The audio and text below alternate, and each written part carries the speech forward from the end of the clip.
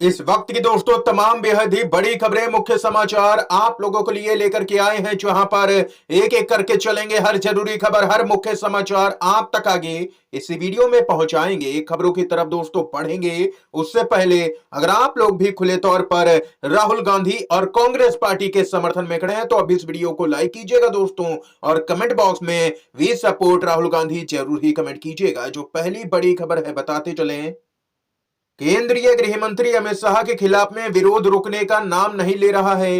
UP Congress के महासचिव अनिल यादव के नेतृत्व में यूपी के निजामाबाद विधानसभा में हर दलित गांव में चौपाल के बाद में गृह मंत्री अमित शाह का पुतला फूंक करके विरोध प्रदर्शन किया जा रहा है दोस्तों। यानी कि अब देश की जो सड़कें हैं उन पर भी जोरदार तरीके से अमित शाह का विरोध हो रहा है दोस्तों। हर जगह पर पुतले जलाए जा रहे हैं। कांग्रेस पार्टी ने देशव्यापी प्रदर्शन करने का ऐलान किया है। बसपा भी ऐलान कर चुकी है कि अमित शाह जब तक माफी नहीं मांगेंगे तब तक यहां पर प्रदर्शन किया जाता रहेगा दोस्तों। ये अपडेट आई है सामने। इस बीच यहां पर खबर आ रही है, सांसद पप्पू यादव का बड़ा दावा, कहा नीतीश कुमार, चंद्रबाबू नायडू और एकनाथ शिंदे के फैसले चौंकाने वाले हो सकते हैं। आने वाले समय में बड़े खेल की तरफ इशारा कर दिया है पप्पू यादव ने। दोस्तों मामला ही कुछ ऐसा है, एकनाथ शिंदे के तेवर अब बदले बदले नजर आ रहे हैं। जी हाँ दोस्तों, बताते चले आप लोगों को, उद्धव ठाकरे से नजदीकी बढ़ाने लगे हैं एकनाथ शिंदे, क्योंकि उनको फडणवीस की सरकार में कोई भी महत्वपूर्ण पद नहीं मिला है। मंत्रालय सभी बीजेपी ने अपने पास ही रखे हैं, बड़े मंत्रालय। शिवसेना का सब कुछ वापस करेंगे एकनाथ शिंदे। उद्धव ठाकरे की तरफ शिंदे का पहला कदम, भाजपा को बड़ा झटका। 2024 के महाराष्ट्र विधानसभा चुनाव के बाद से महाराष्ट्र में सियासी चित्र बदला हुआ नजर आ रहा है दोस्तों। एकनाथ शिंदे जो कि पहले महाराष्ट्र के मुख्यमंत्री थे, अब वे उप मुख्यमंत्री बन गए हैं और उनका पद अब बीजेपी के देवेंद्र फडणवीस संभाल रहे हैं, जिससे एकनाथ शिंदे नाराज हैं। गृह मंत्रालय तक उनको नहीं मिला, स्पीकर भी भाजपा ने अपना ही बना लिया। यानी कि कुल मिलाकर के पूरी सरकार में बीजेपी ने कंट्रोल रखा है, सब कुछ महत्वपूर्ण अपने पास ही रखा है। एकनाथ शिंदे को झटका लगा है। और इतना ही नहीं, एकनाथ शिंदे को यहां पर शिवसेना की संपत्ति भी मिल गई है। और अब जब 2024 के चुनाव ने सब कुछ बदल दिया तो एकनाथ शिंदे को मूड बदलता यहां पर नजर आ रहा है, जो एक तरह से बीजेपी के लिए खतरे का संकेत है। पहले एकनाथ शिंदे ने पार्टी के सिंबल पर कब्जा किया, पार्टी पर कब्जा किया और संपत्ति भी कब्जा में ले ली। मुख्यमंत्री की यहां पर कुर्सी भी अब उनके पास से चली गई है।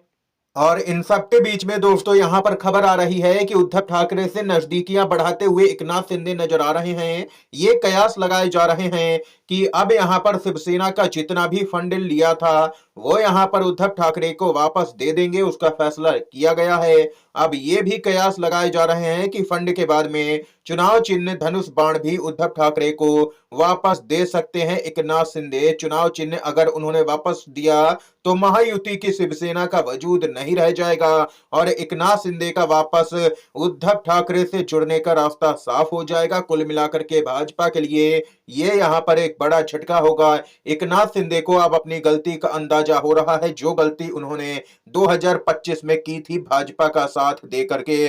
भाजपा ने एकनाथ शिंदे के साथ में क्या किया, पहले मुख्यमंत्री के पद से हटाया, गृह मंत्रालय तक नहीं दिया, स्पीकर का पद भी नहीं दिया, कोई महत्वपूर्ण मंत्रालय एकनाथ शिंदे को नहीं मिला, जिससे एकनाथ शिंदे नाराज हैं। इस बीच यहां पर चुनाव आयोग की बड़ी साजिश बेनकाब हो गई है। कांग्रेस पार्टी का ऐलान, चुनाव आयोग को कोर्ट में घसीटेंगे, मोदी सरकार की सोची समझी साजिश का हिस्सा है। चुनाव नियम में संशोधन पर कांग्रेस के अध्यक्ष मल्लिकार्जुन खड़गे ने भाजपा को घेरा है। आखिर मामला क्या है दोस्तों, ये खबर आप लोगों के लिए जानना बेहद ही जरूरी है।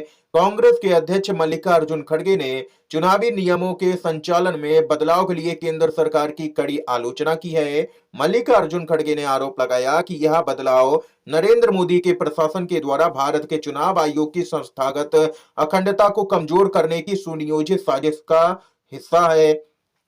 कांग्रेस के अध्यक्ष मल्लिकार्जुन खड़गे ने सोशल मीडिया प्लेटफॉर्म एक्स पर लिखा, मोदी सरकार के द्वारा चुनाव आयोग की ईमानदारी को सुनियोजित तरीके से खत्म करना संविधान और लोकतंत्र पर सीधा हमला है। इस दौरान मल्लिकार्जुन खड़गे ने भारत के मुख्य न्यायाधीश को चुनाव आयोग के चयन पैनल से हटाने जैसी पिछली कार्रवाइयों पर भी यहां पर प्रकाश डाला। उन्होंने दावा किया कि सरकार अब उच्च न्यायालय के आदेश के बावजूद महत्वपूर्ण चुनावी जानकारी को रोक रही है। दरअसल केंद्र सरकार ने सीसीटीवी कैमरा और वेबकास्टिंग फुटेज तथा उम्मीदवारों की वीडियो रिकॉर्डिंग जैसे यहां पर इलेक्ट्रॉनिक दस्तावेजों को यहां पर देने से इनकार कर दिया है। सार्वजनिक निरीक्षण को रोकने के लिए चुनाव नियम में बदलाव कर दिए हैं ताकि उनका दुरुपयोग रोका जा सके। ये यहां पर तर्क दिया गया है, यानी कि चुनाव प्रक्रिया पर और भी गंभीर सवाल खड़े हो चुके हैं। अब तो यहां पर कोई भी सीसीटीवी तक नहीं मांग सकता है, यानी कि कुल मिलाकर के कहा जाए तो पूरे चुनाव पर ही भाजपा कब्जा कर चुकी है।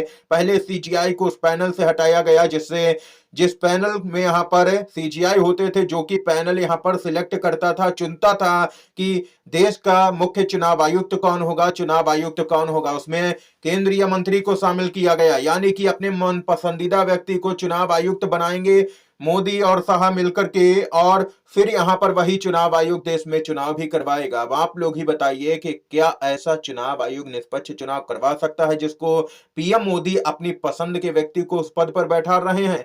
ये यहां पर खबर है। दोस्तों, आप लोगों की क्या कुछ राय है इस खबर को लेकर के, बताइएगा कमेंट बॉक्स में। इस बीच यहां पर जो अगली अपडेट है उसकी तरफ बढ़ते हैं। अपडेट आ रही है, बटोगे तो लुटोगे, महापंचायत में राकेश टिकैत ने दिया एकजुट रहने का मंत्र, बड़े आंदोलन की चेतावनी दी है किसान नेता राकेश टिकैत ने।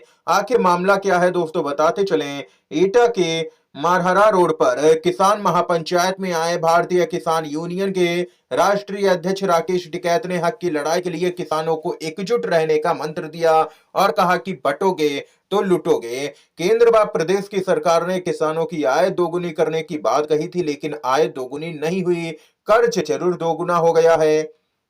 बताते चलें, राकेश टिकैत ने आगे कहा है कि किसानों को यूरिया डीएपी नहीं मिल पा रही है। सरकार चाहती है कि किसान परेशान होकर के उसे अपनी जमीन बेच दे, और कहा कि संगठित रहो, सरकार हमें लूट रही है, इसलिए अब यहां पर एक और बड़ा प्रदर्शन किया जाएगा। आंदोलन की चेतावनी दे दी है किसान नेता राकेश टिकैत ने। इस बीच यहां पर दोस्तों खबर आ रही है सामने निकल के, आप लोगों को बताते चलें।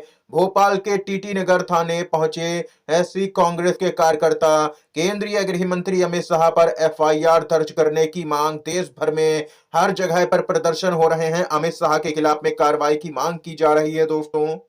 खबर आ रही है दोस्तों अगली बिहार से। नीतीश कुमार की चुप्पी से उड़ गई है बीजेपी की नींद, पटना से दिल्ली तक हलचल तेज हो गई है। हाल ही में बताते चलें, अमित शाह ने एक टीवी चैनल के कार्यक्रम में कहा कि बिहार में अगले साल विधानसभा का चुनाव किसके नेतृत्व में होगा, इसका फैसला संसदीय बोर्ड की बैठक में होगा। इस बयान के बाद में क्या था, नीतीश कुमार की यहां पर नाराजगी चौतरफा बढ़ गई। नीतीश कुमार चाहते हैं कि भाजपा उनके नेतृत्व में चुनाव लड़े, लेकिन अमित शाह ने साफ कर दिया है कि फैसला केंद्रीय बोर्ड लेगा, यानी कि जो एकनाथ शिंदे के साथ में भाजपा ने किया वही नीतीश कुमार के साथ भी करने की तैयारी में बीजेपी नजर आ रही है दोस्तों। इस समय की सभी बड़ी खबरें, मुख्य समाचार हमने आप तक पहुंचाए। वीडियो अगर पसंद आया हो तो लाइक कीजिएगा, इन खबरों को शेयर कीजिएगा अपने दोस्तों में, और चैनल पर अगर नए हैं तो चैनल को जरूर ही सब्सक्राइब कीजिएगा। आप सभी का बहुत बहुत धन्यवाद। जय हिंद, जय संविधान।